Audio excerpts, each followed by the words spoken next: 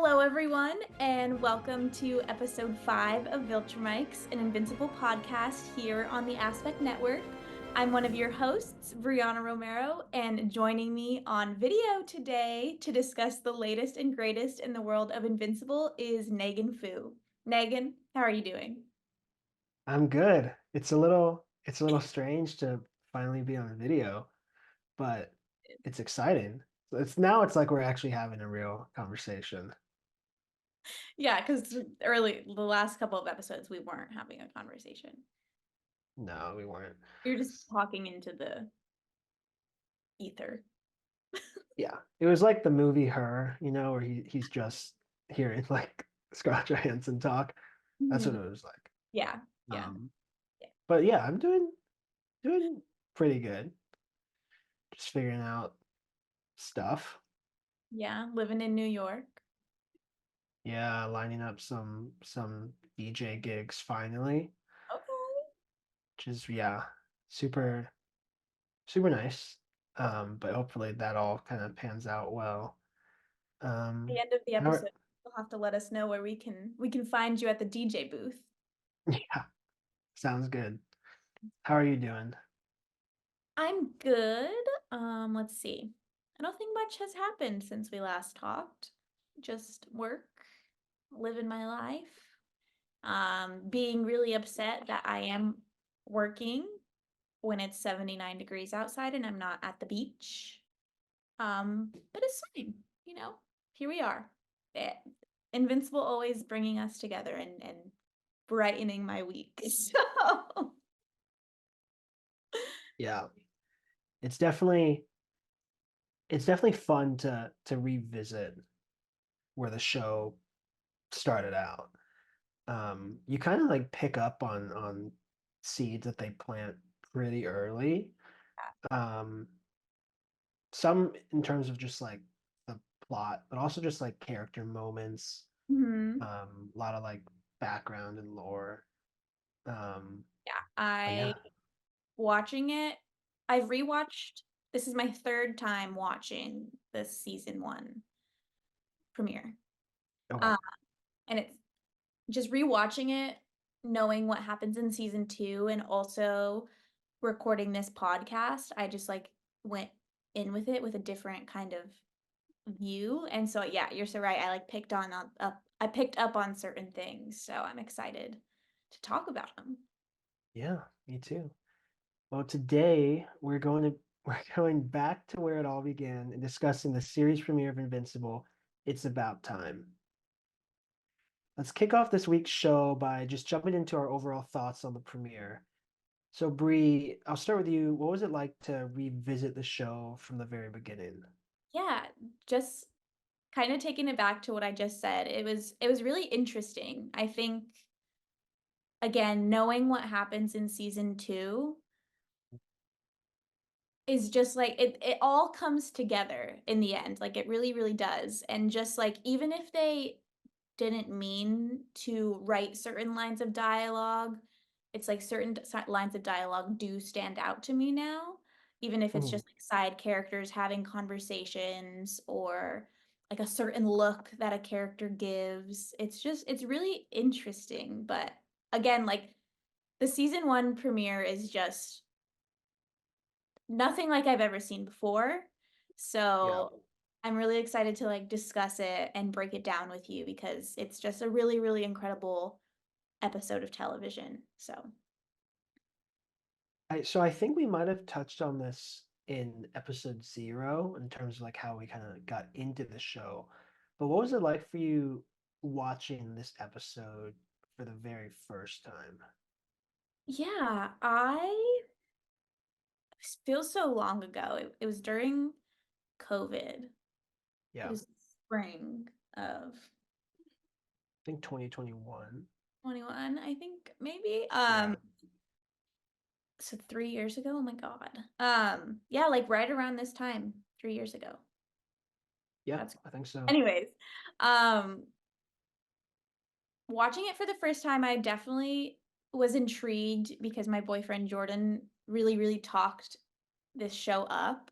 and like it took a lot of convincing for me to watch it. So I had high expectations, and I think at first when I was watching it, I was like, okay, like this is really cool. I love the voice cast. I love superheroes. Like this is a good episode of television, but Right.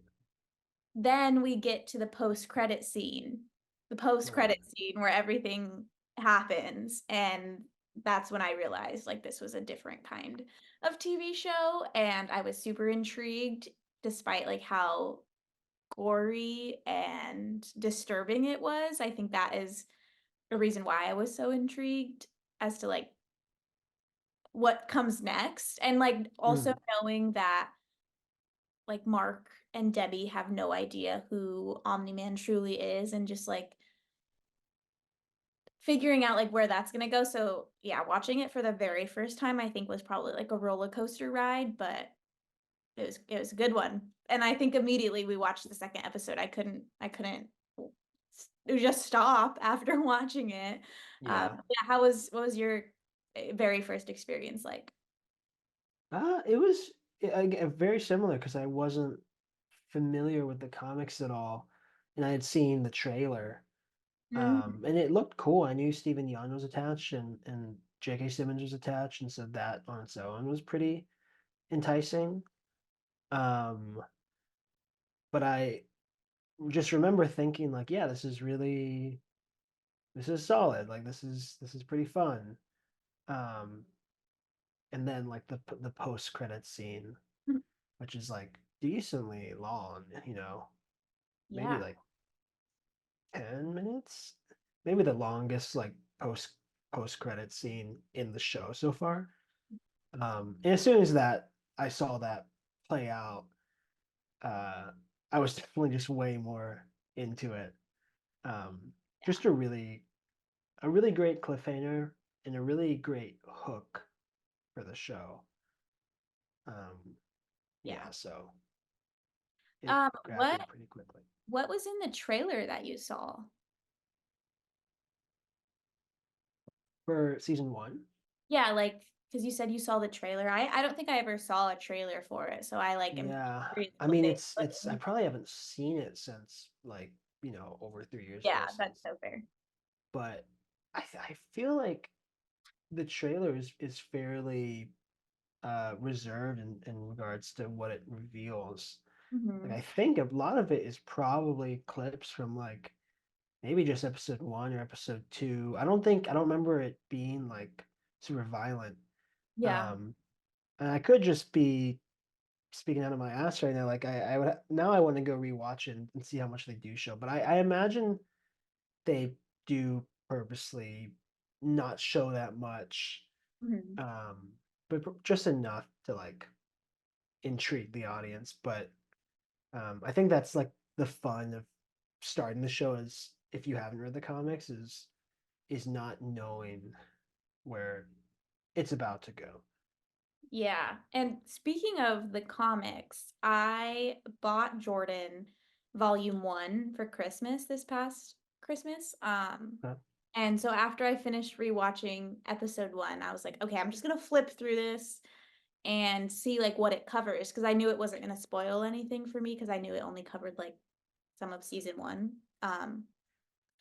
And I was looking for the fight scene, the big Right. fight scene, and I could not find it anywhere. I was like, what? Like, because I thought it was gonna happen like in the beginning of the comic book, but once I like looked a little closer, it happens at the very end of the book, like the last 3 pages, and Right.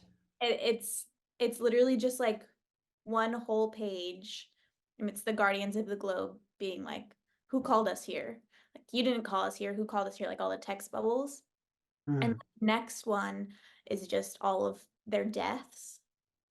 And then, and I think the next panel is like Immortal being like, "Why did you do this?"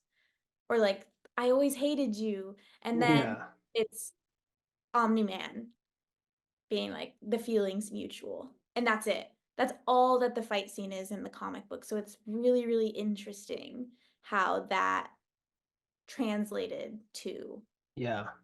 series. I think they did it in a really incredible way for the TV series. I think if they did it like page to page or page to screen, I think the audience would be less intrigued, but I think the way they played it out in the TV show was a really good job. Yeah, and I think because it's animation, it just there's so much potential for them to really show that fight go down. So I'm glad that it's like its own. It's a full massacre. Um, so much fun, and it really like that. The episode one is really bookended so smartly. I don't know if in the comics, because I've also like kind of flipped through like that first volume. I think whatever it covers like the first season.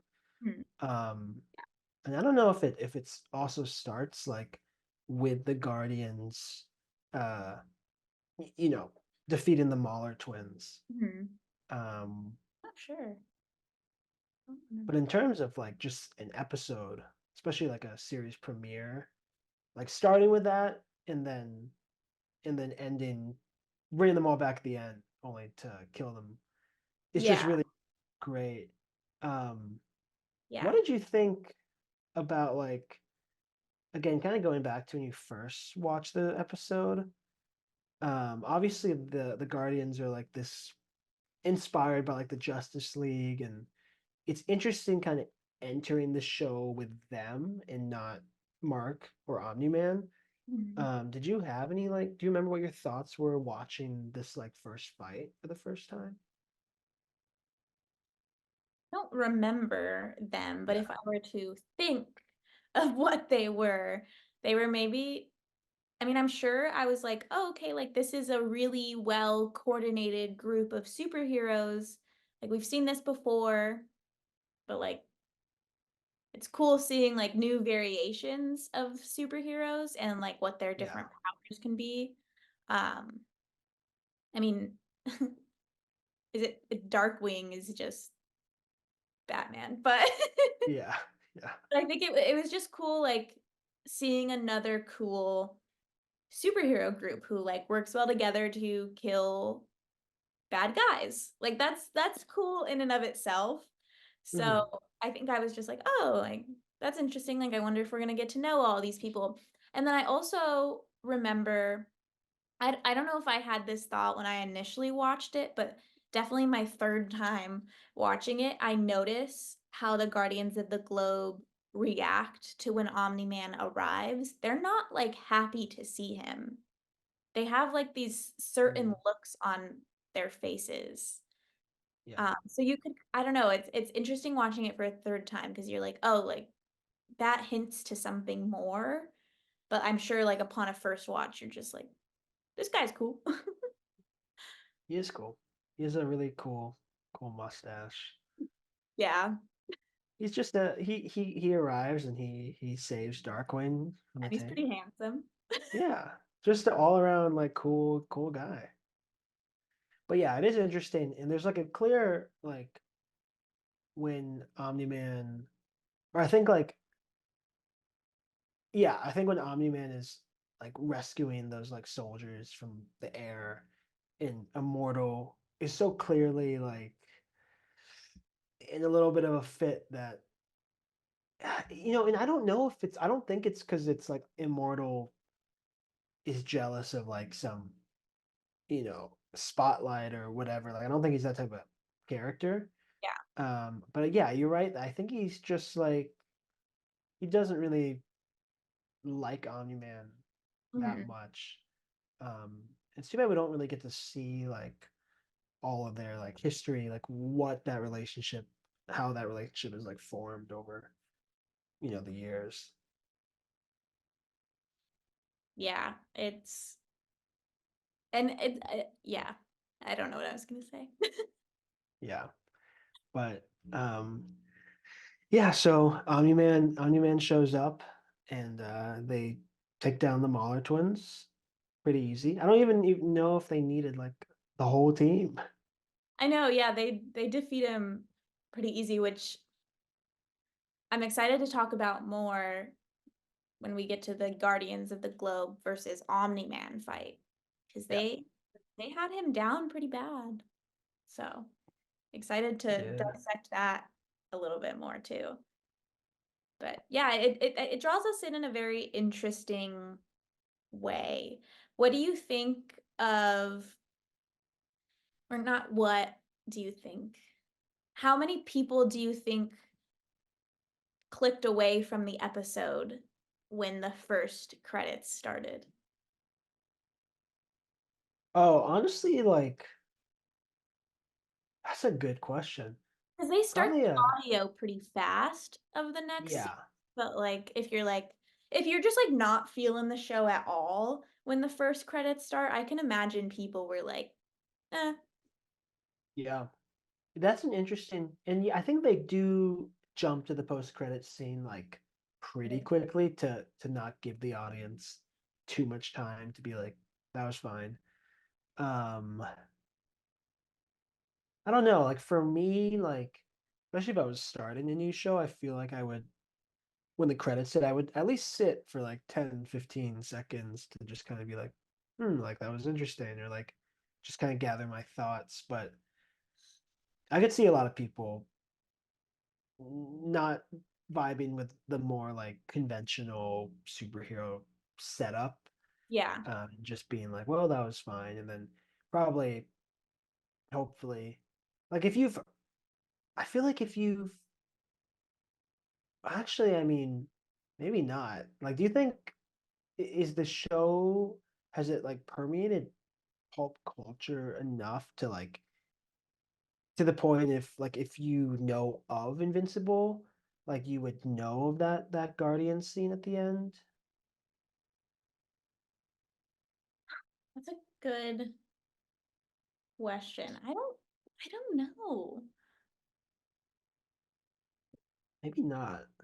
I don't because I feel like it's just such a big thing that like maybe people don't like openly talk about it in case they want to like not spoil it for people. So like when I was recommending it to a VP the other day at work, I didn't mention that like there's a big thing at the end. So I don't know I don't know if it's like I don't know. What do you think? Yeah, I guess like I know we've talked about how big or not we think the show is like in previous episodes. But yeah, I don't know if 'cause like the show Invincible I think is decently well known now, even if you don't watch it or not or like a superhero person. Um I don't know. It's tough because again, like my brother, he saw the Guardian scene on TikTok before, and that's what kind of prompted him to like Mm-hmm. show me the episode and like us just sit down and watch it. Yeah. Um, like I could see that scene like kind of circulating on YouTube and social media where you might be, if you're a nerd or if you're just online a lot, which most of us are, like you could be somewhat aware of it if you are familiar with Invincible at all as like Yeah. a property. I feel like if I was just like slightly familiar with it, I would definitely see like a scene of it on my TikTok and I'd be like, "Whoa, that's crazy." Because, Yeah. the Invincible like verified TikTok really puts out some great edits. So Yeah. hopefully those are going to everyone's For You pages because I get them. Yeah, those editors, those social media editors are really, really yeah, putting in some on work. every platform too, they like respond to a bunch of different things on Twitter, which is funny. I'll have to hop back on Twitter Did and you take a look you at their probably didn't page. see because you're not on Twitter right now, but like they like had an interaction with the boys Twitter the other Oh, day. did they? I sent it to you. I don't think I did. No, that's fun. What did they say? I don't remember. It was like, oh, I think the boys. No, I don't remember. I'll send it to you later. Okay, okay. I'm sure it's funny. I love when like Twitter accounts just or just social media accounts in general like talk to each other. but like kind of like in character, like on brand with whatever their thing is. Yeah. Yeah, it's good. It's a good way to push whatever it is they are. Yeah. Um, yeah, but wow, there's so much. We haven't even gotten to like Mark yet. I know. I think maybe let's come back and we can really Okay. discuss our favorite moments and really break apart each like plot point that is presented to us in episode 1, season 1. So when we come Yeah. back, we'll be talking even more about some of our favorite moments and elements from the season 1 premiere. We'll be right back.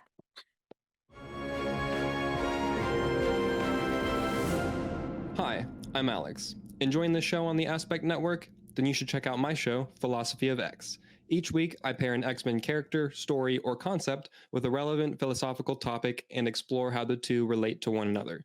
Join me on my journey to examine the world of X Men through philosophy. And now, back to the show. Welcome back to Viltrumics. Before the break, we discussed some of our overall thoughts on season 1, episode 1, but now we want to dive into specific parts of the rewatch that we really enjoyed. Negan, let's start with you this time. What were some of your favorite moments from It's About Time? Well, obviously, other than the post-credit scene, which I think is the most just memorable part of Yes. this episode by far. Let me look at my notes. Um, on the rewatch, I think I especially liked the little flashback where Nolan is talking to younger Mark about Viltrum, and we kind of see it. It shows us like a really nice, almost kind of utopian sort of world. Um, and Nolan's just like, yeah, once Viltrumites come to age, we're sent to other planets to kind of help use our powers for good. Um, it's an interesting, like, it's just a fun contrast between like the flashback that happens in like I think the last episode of season 1, where we see like the Viltrumites are actually just brutal and they kill each other to just weed out the weak. Um, so that's a fun scene, and then it kind of jumps right into Mark flying. Yeah. Um, it's a very like obviously this is like the origin story episode. I mean, the whole thing's kind of his origin story, but this one especially kind of feels sort of like akin to Peter Parker's Spider-Man. Mhm. Mark's like he's a nerd. There's a bully, Yeah. but yeah, so that flashback scene is fun. Yeah. I do And like that. mostly just seeing Mark just as this awkward teenager that is getting used to suddenly being able to fly. Mhm. How would you react to your dad telling you he has superpowers? What would you do? Like how did little Mark not like run around and tell all of his friends? I would immediately be like, "Oh my God, my dad can fly."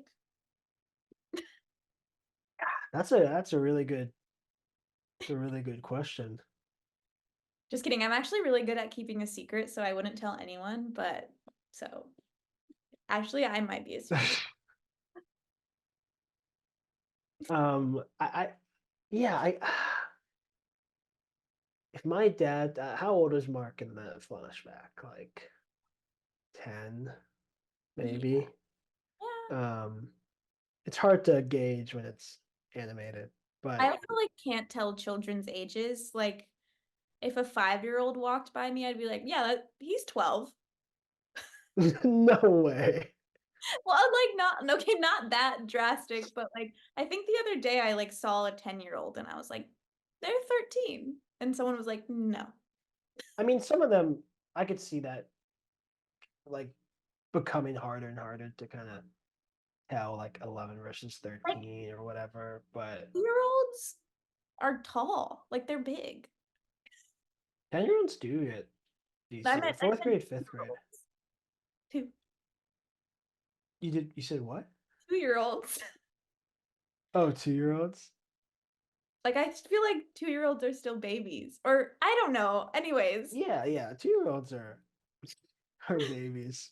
Um, I think, but if my dad told me he had powers and that I was at some point gonna have them, that and part that'd too. be pretty awesome. I think, especially knowing myself as like a 10-year-old, 11-year-old, um, just the type of cockiness you're gonna have at that age. Like, God, I feel like I would be obnoxious about it at school, Yeah, with no like nothing to like back it up, because I don't have any powers. yeah. But knowing me and knowing just like little kids in general, like Hmm. I probably would have just been like, yeah, just been bragging about it.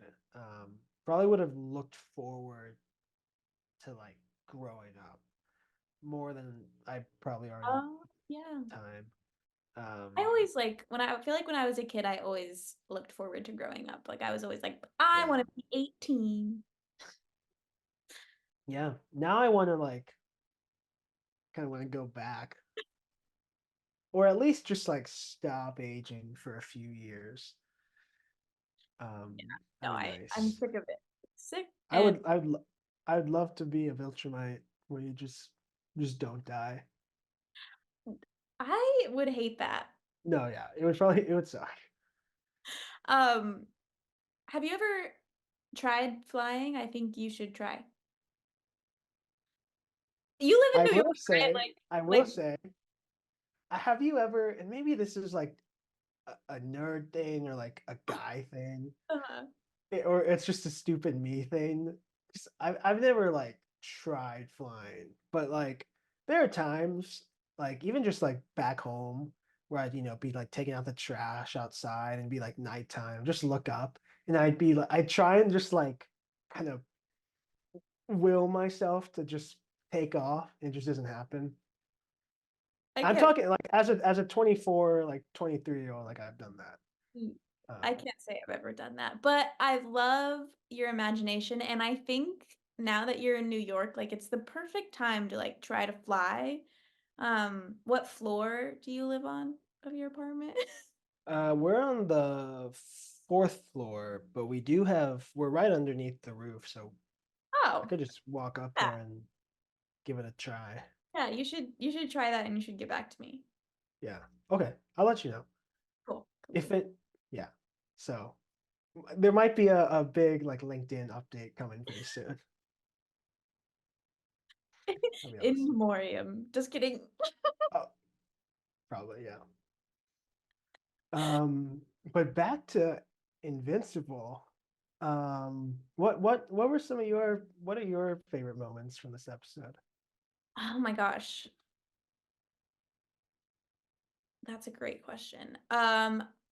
I rewatching this again for the third time, I really loved watching the beginning scene with the two security guards. Yeah. I love that it's John Hamm as one of the security guards. I think they should bring him back in some way. I know we see him in one other episode, but I just think John Hamm has such a fun voice. I think he'd make a good voice actor. But you want to know who I also think would make a good voice actor for this series? Who? Patrick Warburton, the guy who voices Joe from Family Guy. From Family I Guy, yeah. recently went to Disneyland, um, and I did Soren, and he's like the pilot guy that Oh, right. you and I was just like, he has such an iconic voice. Like I need him in more things. So if if you're listening, Patrick Warburton. I bet the show could, in a similar way where like Seth Rogen is Alan, but like even though it's like such a recognizable comedic voice, you do start to just believe him. is like this character. I think this show, like I think if Patrick Warburton was cast in a role, like it would be a similar. At first, it's like that's Joe from Family Guy, Then but you're like, then it'd be like no, it's that Viltrumite or something, whatever he plays. I speaking of voice acting, I think, and like casting people who have such recognizable voices, I think Invincible does such a good job at like casting people who do like voice acting and casting people who just like are themselves when they Hmm. like Mark Hamill, like the first time he was on, or the first time we're introduced to his character, I had no idea it was Mark Hamill. Like, and Oh then yeah, John Hamm, like you can tell it's John Hamm. If Patrick Warburton, right. you could tell it was him. So I think they do a really great job of balancing that. I was like watching a couple of the scenes, obviously, but I was like pausing them to see what different actors were in it. And there was this, I wish I wrote it down, but there was this one actor who voiced like three different characters in the episode, which was really cool. Mm. But yeah, I think they do a really, really great job of casting in this show. Yeah, they're really good. I know it. I think it's Ross Marquand, who voices the Immortal, and Mhm. he played this character on The Walking Dead. Also, fun thing, and if you're a fan of Invincible or you're a nerd at all, you probably are aware of this already. But all the Guardians are voiced by actors from The Walking Dead, or who played like decently major characters on that show. Mhm. And obviously Stephen Young was a huge character in that show, and it was a Robert Kirkman property as well. So just a fun like he like puts all these actors in these roles and then they all die. Um, but Every Ross Marquand he voices the Immortal, but he also voices I know he voices uh Rudy, who's supposed to be like a 13-year-old yeah. kid. Ugh, And he same. voices a lot of other like probably smaller characters. But those are like the two, I think, of the larger ones that he does. But he can actually like voice Manipulate. act. Yeah. Yeah. Um, But yeah, I really loved those security guard scenes. Again, watching it with the knowledge I have of season one and season two, it's like there's so many parallels between John Hamm's character and his stepson, like his relationship with his stepson at one point. mhm. Like he's talking to a security guard pal and he's like, "You saw the shiner," or his pal is like, "You got a shiner on your face from your stepson," and John Hamm's character is like, "We're past that now." Like, I don't know, I feel like it's like foreshadowing, like Yeah.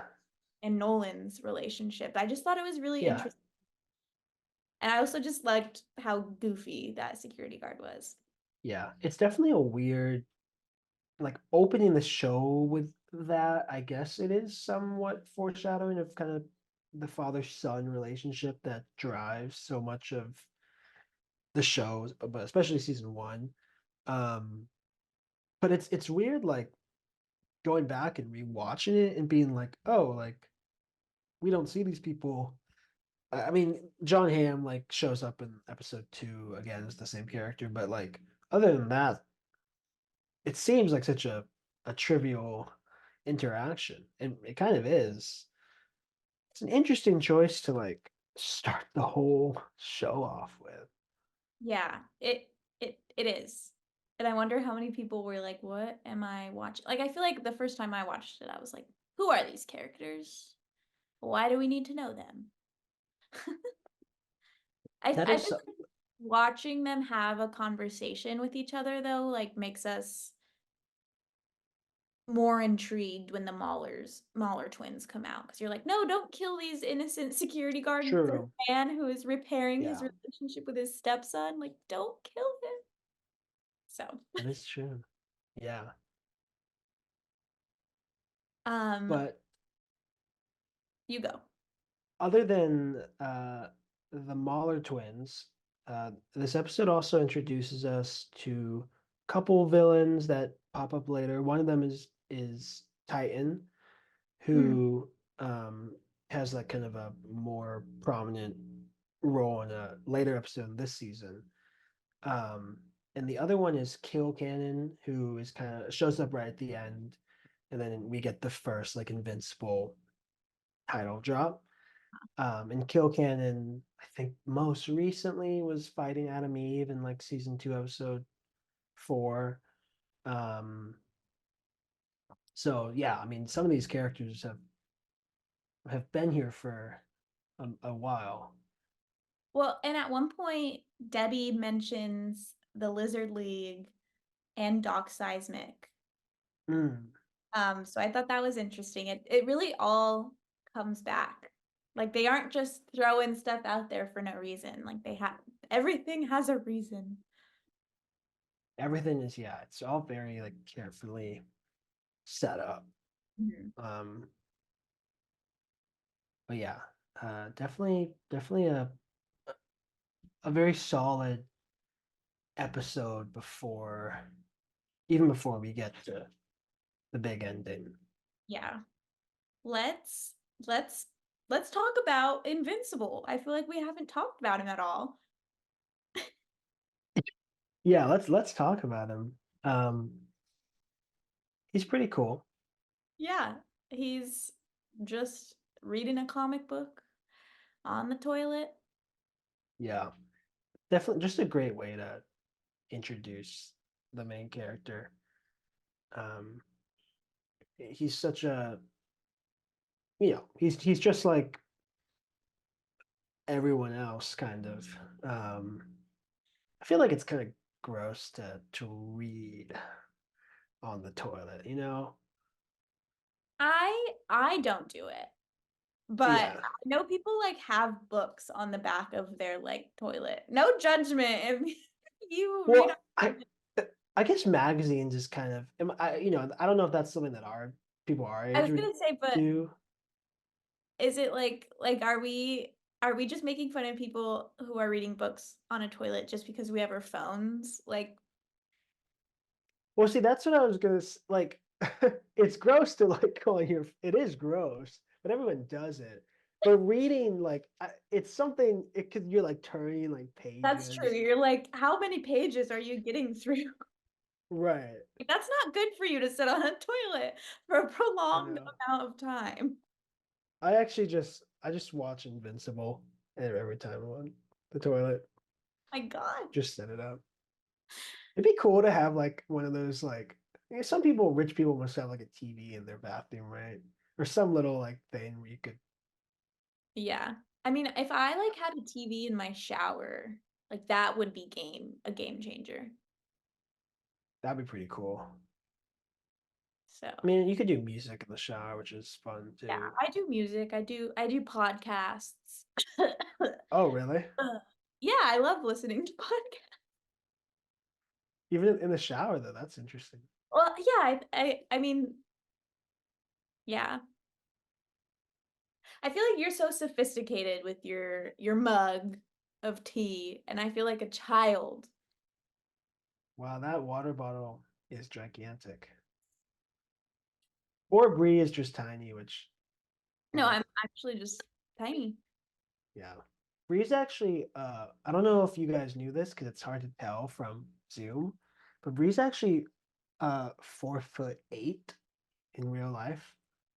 Um, so that water bottle is like 2 feet or something. Yeah, I'm actually shrinking Ray. Mm, IRL. Invincible reference. Yeah. Which let's bring it back to. Um, Yes. what oh, We just talk about Mark. Yeah. yes, I love the scene where he finds out that he has his powers because again, like it's just so like relatable. First he's like working his minimum wage job at Burger Mart, and then he finds out he has powers by just doing a silly little task. And I feel like I always have those thoughts. I don't necessarily try to see if I have superpowers like you, But Sure. I do have those thoughts. I'm like, wow, if I could fly, I could beat LA traffic and not be late to recording my podcast every week. Flying would be so clutch. Like if we're not even talking about like having superpowers to like fight crime or like save people, like just to like commute quicker or like just not have to deal with just the inconveniences and normal daily things that everyone else does. The It'd amount be of cool. money I would save if I could fly. It would be awesome. But yeah, I love that moment. And he gets so excited and yeah, I don't know. It's really adorable. He's just kind of like he's like I think he says like finally. Like it's just like I don't know. Yeah, it's just a really nice, sweet moment. I feel like this episode in general just has a lot of just sweet moments, especially like with Mark and each of his parents. Mhm. Um, Which is so yeah. devastating. What is it like going back to the start and seeing Nolan completely as like just, the dad? It's so sad, like knowing what happens. It's Mhm. just seeing them be so genuinely in love. It just like breaks your heart. It is sad. And it makes you realize because it's interesting watching it and with the benefit of, I guess, is it the benefit of hindsight? Or in this case, the benefit of foresight? With the knowledge. Yeah, I mean, you guys know what I'm trying to say. Like we've now seen two full seasons. And so we've seen Nolan kind of say like, yeah, it was nice there for a while. Um, and it is sad. I was thinking about that while watching him just talking to Mark and talking to Debbie. Like he knows like he's here for this master race like mission. Mhm. Uh, but it's like he had those like 17, 18 years. I guess a little before that because they didn't have Mark immediately. Um, he had that 20 years or whatever. They kind of just like live an Earth life. Um, so it's definitely kind of sadder watching just these small moments, knowing kind of everything that will happen and everything that has already happened in the wider lore to lead up to where we start in episode one. Mhm. Um, but it's definitely like it makes for a cool rewatch, like knowing all of that information. Yeah. Also, knowing all that information, how did you feel when you were watching the scenes where Nolan is coaching Mark on how to like be a superhero?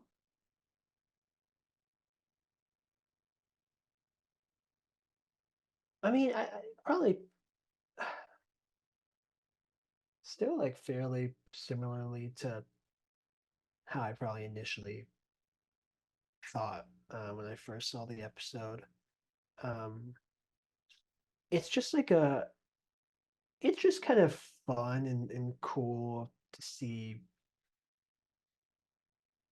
like to see Nolan like teach his son something that we here will never experience, but like it's like kind of delivered in such a relatable like father son way. Mhm. Um, but I do think about uh just kind of knowing everything that does happen. Like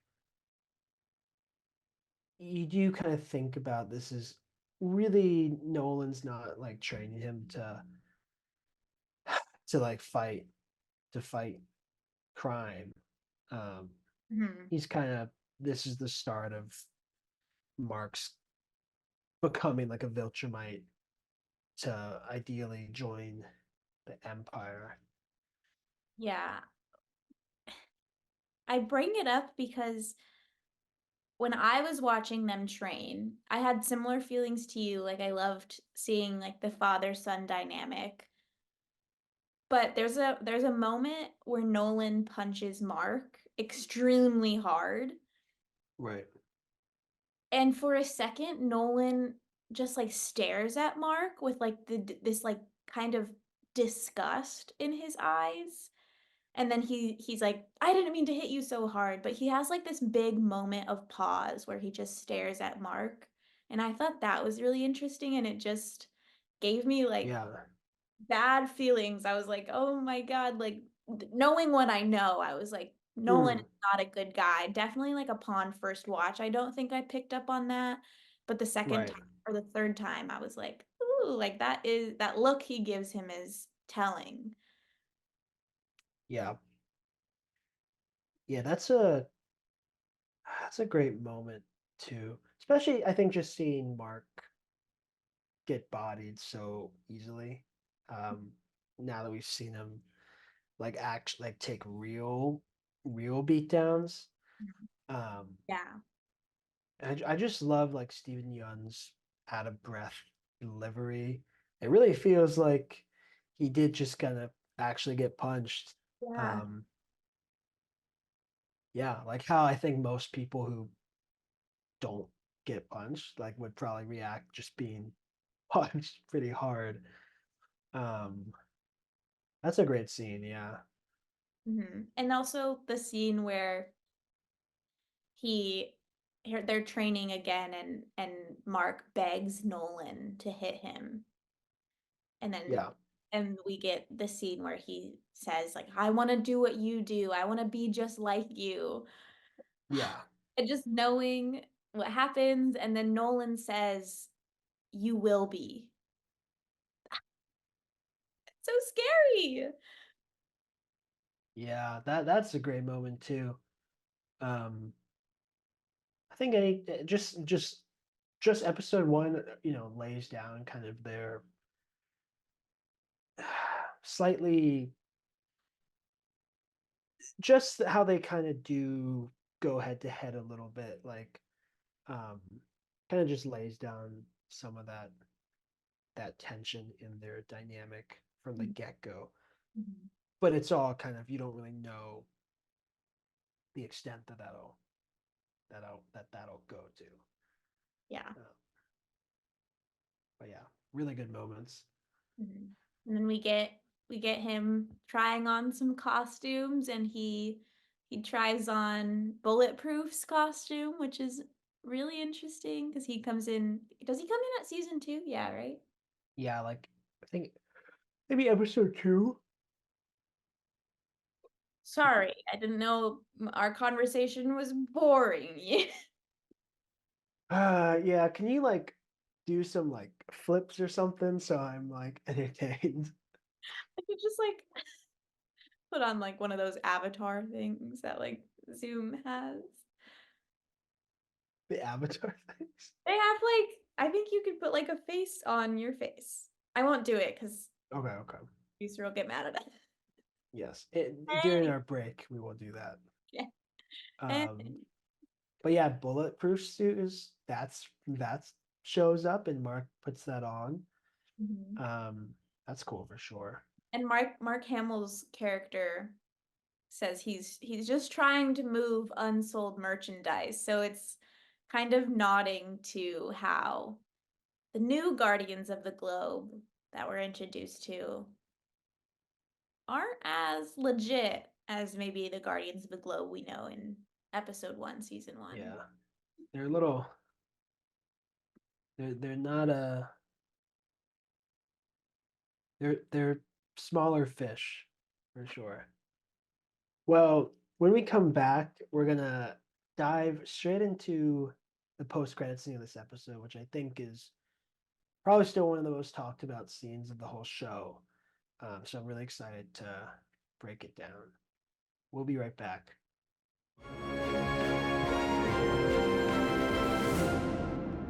Hey, Aspect listener, my name is Alex. And I'm Kate, enjoying this show on the Aspect Network. Then check out Bending the Narrative. We are your one-stop shop for everything in the world of Avatar: The Last Airbender. Each week, we go back and discuss your favorite episodes of the series with a particular focus on the characters and narrative threads that tie the series together. In addition to discussing the original series, we also dive into other stories in the world of Avatar, like Legend of Korra, the live-action Netflix series, the books, the comics, and more. Join us as we travel the globe with Team Avatar and discuss one of the greatest animated series of all time on Bending the Narrative here on the Aspect Network. Now, back to the show.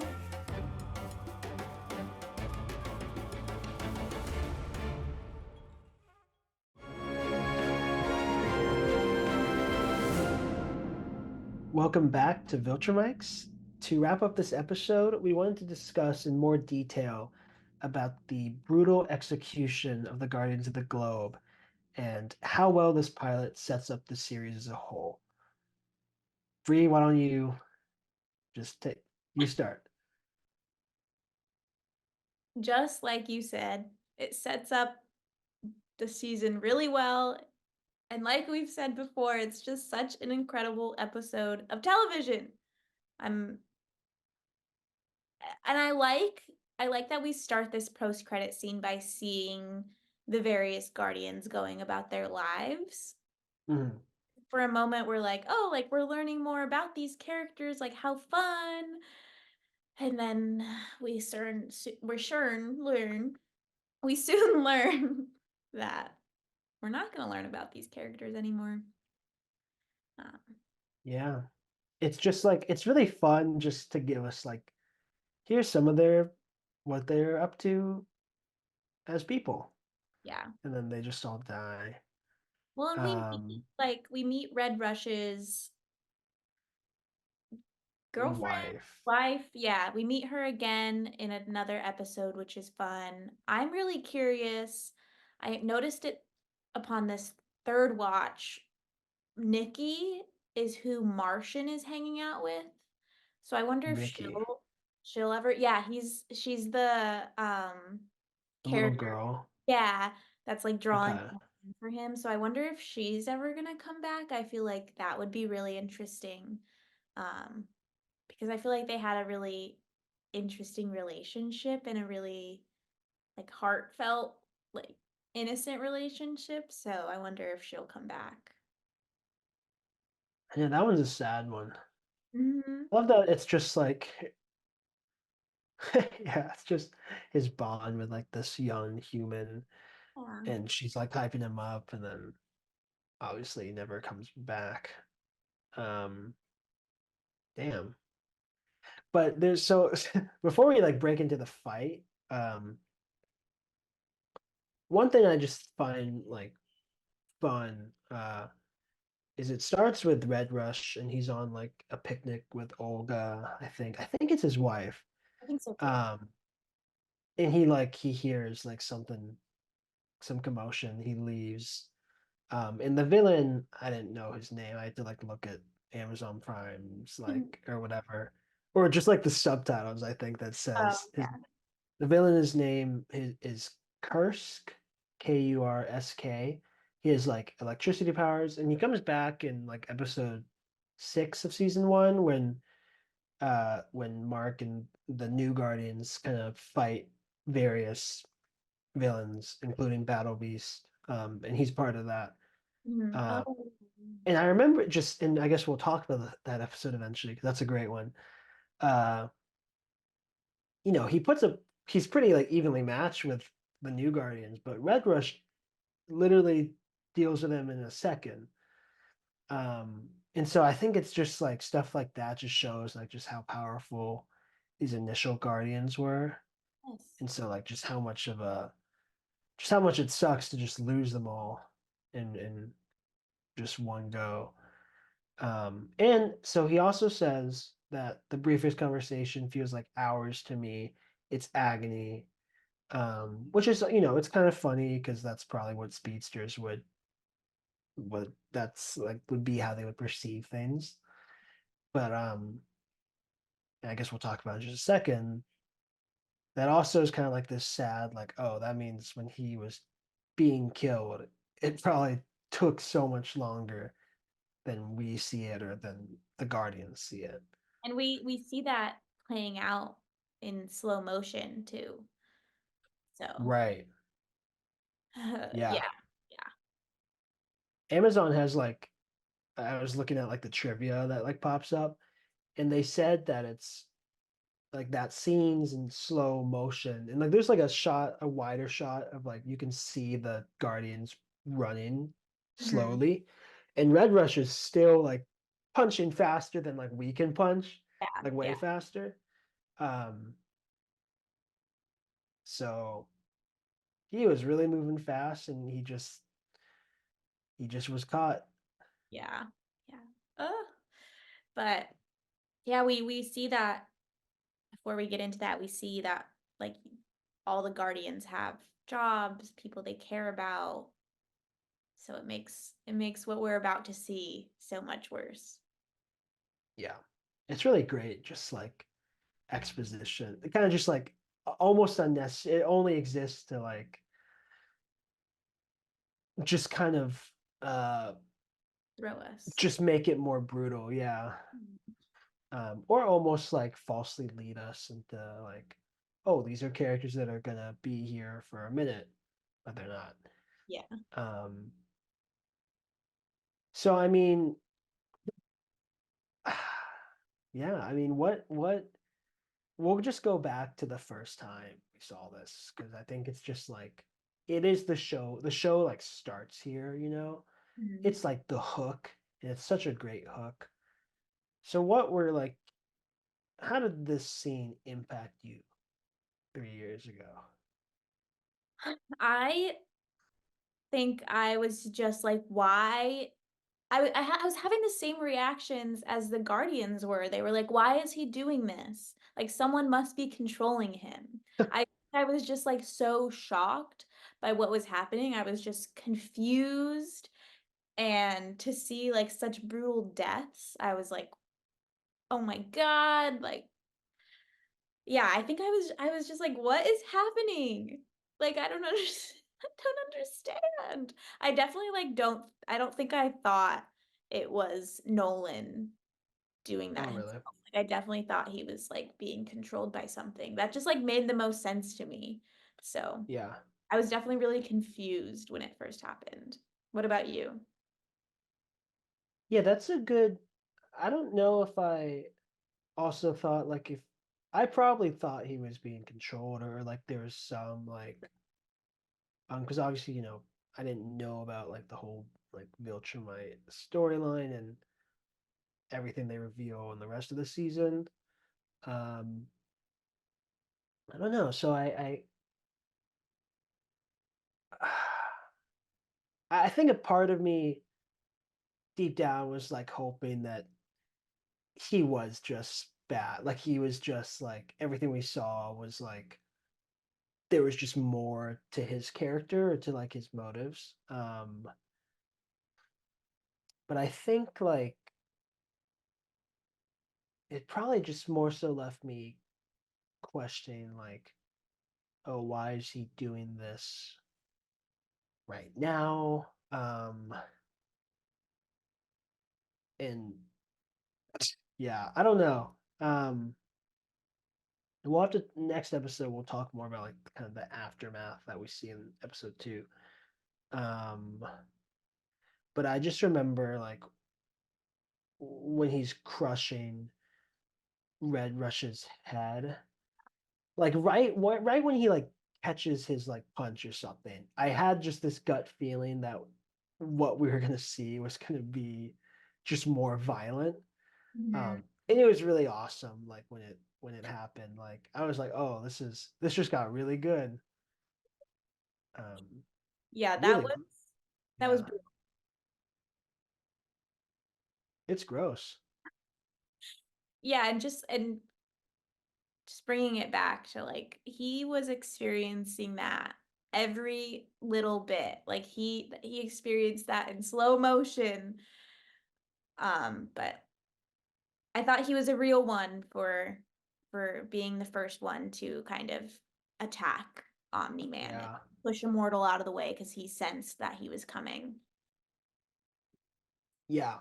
That's such a great like little detail too, that like Nolan targeted like the strongest of the Guardians first, just to try and get him out of the way as quick as possible. Yeah, or at least like the Um, Guardian that would be of most help in a fight like this. Like he could have like moved him around more, but I think, yeah, Nolan thought it out. He took him by surprise, which I think was in it, like ultimately was their downfall, was that they were taken by surprise. yeah. Do you think that I've thought about this scene a lot, like um, since it came out, uh, but especially as I've seen like the rest of season one and then into season two, and just gotten to know Nolan more as a character, um, and like watching it's just so cool that he doesn't speak at all.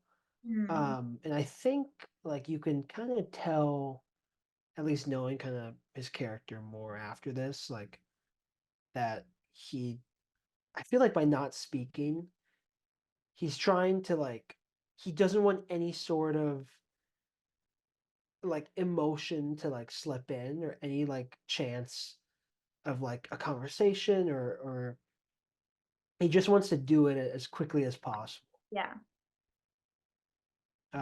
So I think it's so great, like just for the scene itself, to have like the villain just not speak, just kind of scarier.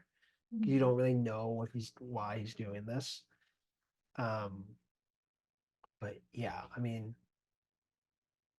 we can talk about, I mean, everyone's death. Yeah, They all suck. They're all pretty brutal. they do. I, yeah, let's break it down. Okay, okay. We got Red Rush, he's out of here. He's dead. Head is squished. And then I think the second person is Darkwing. Yes. Because Darkwing is not as smart as Batman, and tries to essentially just like jump him, Yeah. like I knowing, and you know that Darkwing and Omni-Man have known each other. Like Darkwing knows how strong this guy is, and yeah. he tries to attack him head on. I- that's where he went wrong. Yeah, I just think like it's interesting seeing like how coordinated the team is in the first scene, and then when Yes. they're Yes. caught off guard by like a friend, and also someone who's just way stronger, um it's like way harder for them to to Yeah. get situated, to like adjust to that. Well, I think Omni-Man knew that. That's why he Yeah, chose to catch them by surprise because he knew how like strong this group was. They did some damage to him. yeah. I think the only way to really beat them was to catch them by surprise. So, but yeah, Do you we think like, so I gotta ask, like, if the Guardians knew he was coming, and like had even just like 5-10 minutes to kind of like prepare like a defense, like how do you think that would have gone down? Like what could they have done differently to avoid any of them being killed, and taking him out instead? I think Red Rush just rushed too much. And I think mm, they also bringing it back to how Nolan isn't talking at all during this scene. He's not showing any emotion. I think that the Guardians just have too much emotion. So Yeah. I think, and so they like immediately that's why they react too. They didn't Mhm. know. So I think they should have just I don't know. I don't know. I feel like it would be possible though for them to eliminate Omni-Man. And or at least do enough damage to stop him. I'm I think like Green Ghost could have just like grabbed them or something. I don't know exactly what could have happened, but Yeah, I mean, I think Red Rush shouldn't have attacked him head on. Mhm. Again, kind of just a dumb like move for someone who should be very familiar with the difference in their like power levels, and like he Yeah. should have just played defense the whole time. And then maybe they could have won like with something with him doing that. The only Mhm. one that's faster than the Viltrumite, at least Omni-Man. Yeah. I think once Red Rush went, I don't know, maybe like Green That Ghost could play makes sense. defense. Yeah. Um, but I think one of them, probably like Green Ghost or Darkwing, like the weaker ones, should have like yeeted out of there. Like as Yeah. soon as they should have had some like system in place where one of them gets away so they can go tell Cecil or tell whoever, like so they know immediately. Um, yeah. Do you think that they could have beat him? I mean, like they do succeed in knocking him out technically. They just Mhm. they all die Which before is that huge. happens. That's more than what the Viltrums do in season 2.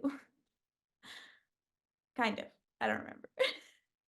Oh, like when they fight Yeah. on like I guess planet you're not. Thraxa or whatever. Yeah, I mean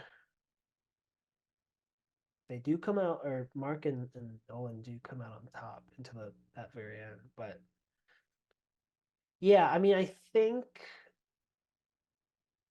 think with like Martian Man's like rap thing and Red Rush just moving his teammates out of the way like before Omni Man could hit them, Mhm. um, or at least like hit them fatally. Like I think Immortal and War Woman probably could have, with that like defense, like could have probably knocked him out before any of them died. Uh Aquarius, you know, could have Who just knows what he could have done?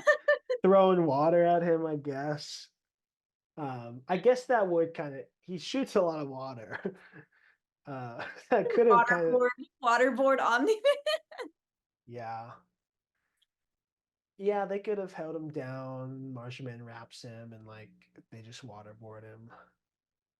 Yeah, I don't. I think they could have. They're strong enough collectively, I think, to that they could have like avoided any of them dying probably. Mhm. Um, but it is just really interesting, like how close the fight kind of is. Yeah. Um, just because, especially we've seen Nolan just he's just so powerful. Um, do you think how would the Guardians have fared against some of the other Viltrumites that we've now seen?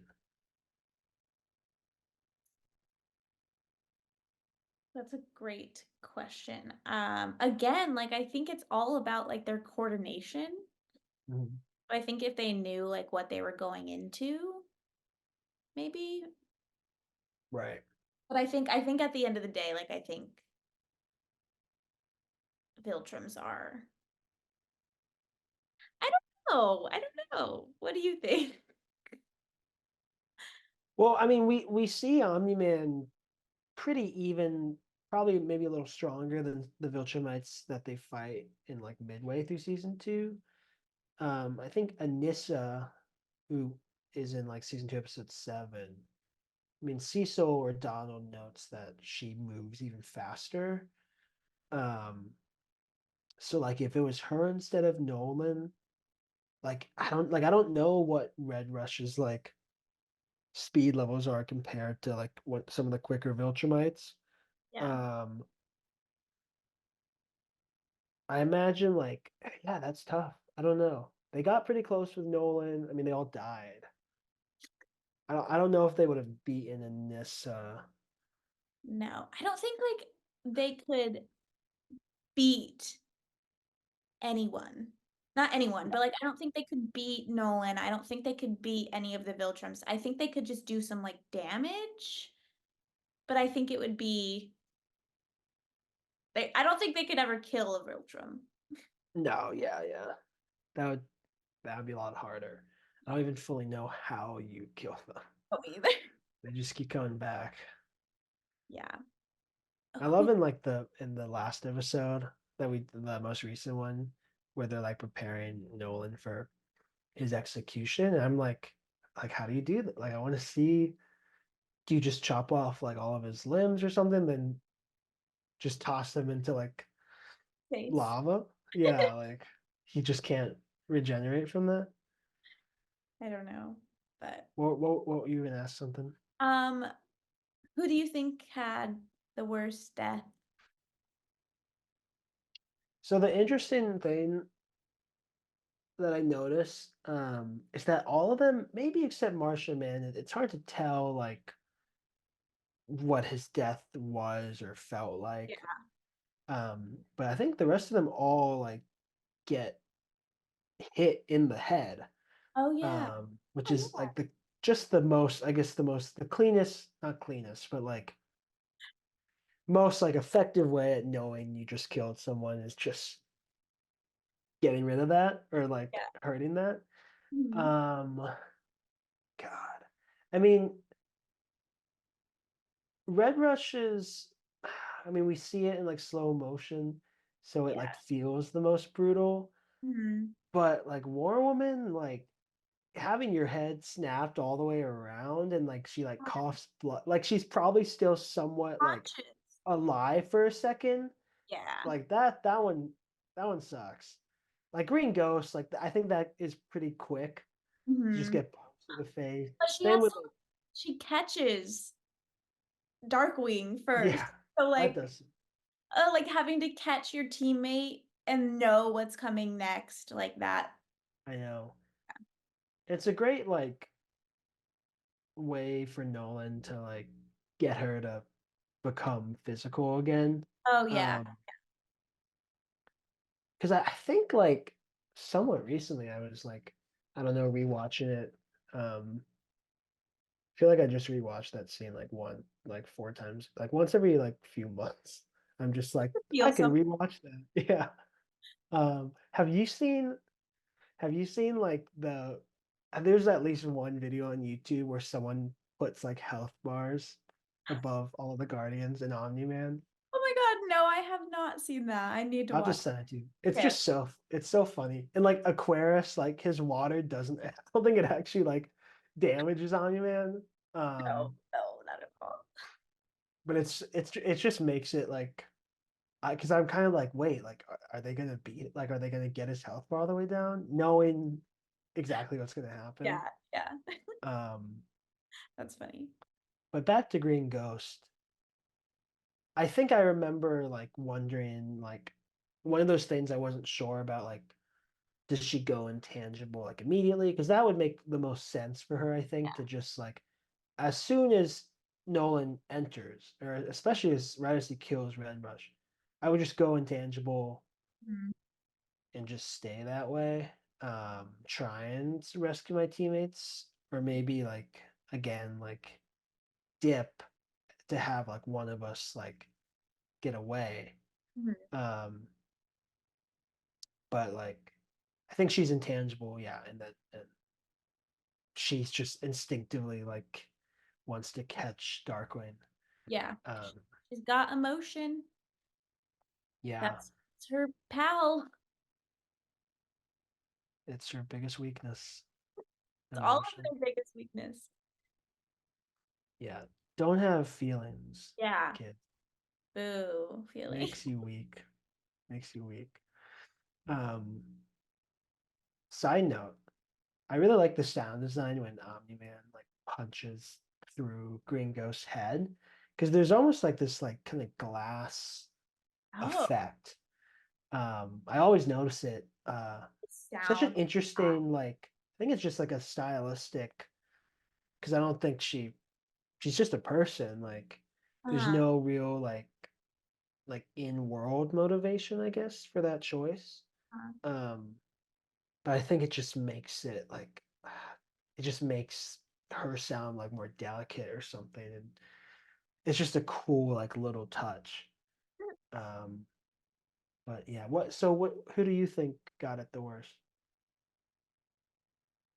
Red Rush. Yeah, I think War Woman's a close second though. yeah, Um, and I think Immortal being the last one was pretty brutal too. yeah, And knowing that he'll have to come back. yeah, yeah. Do you think he ever died as immortal, like on this team before this? I don't know.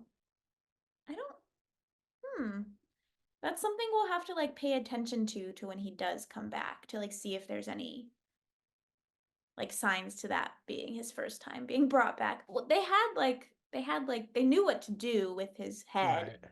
body, so I don't know. Yeah. I feel like we could do an episode just on Immortal.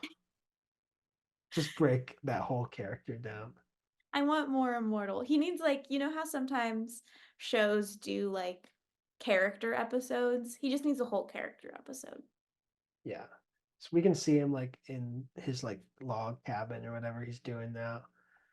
Hunting, Fishing, fighting a bear. shaving his beard, Do that. Yeah. growing back. More immortal. For sure. He should just be the main character. I'm glad we still get him from the Guardians of the Globe. They're not all gone. He's always with them. Yeah, it is cool. Like, and we'll talk about it in that eventual episode, but it's cool when he comes back. Yeah. Like, yeah. Well, Just a great scene. yeah. Great scene, great episode.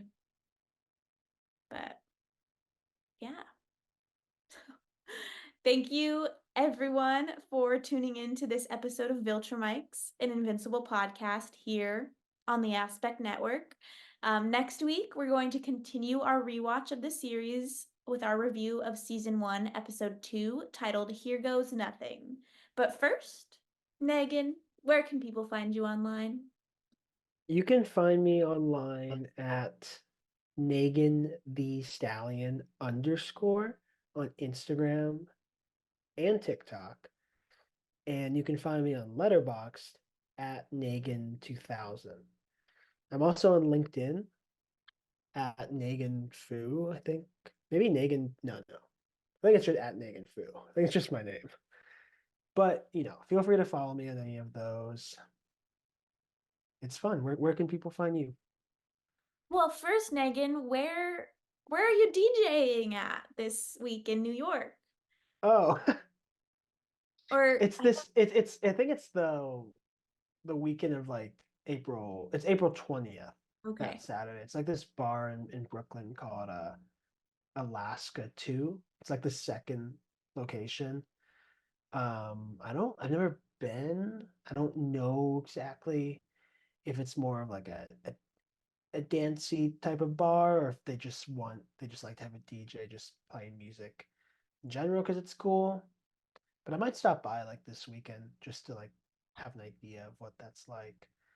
Yeah. But if you're listening and you do happen to live in Brooklyn and you aren't busy on April 20th from 9 p.m. to 3 a.m. or any time within that, you can come by. Woo! Great. Well, and you can find me online on Instagram at BreAnna_.Romero, on Letterboxd at BreAnna Romero, on TikTok at Big Head Bree with 3 E's, and on LinkedIn at BreAnna Romero.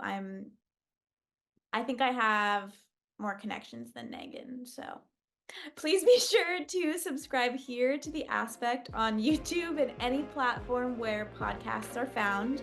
Follow us on Twitter/X, Instagram, and TikTok at The Aspect Co. And thanks so much for listening. And Think, Mark, think!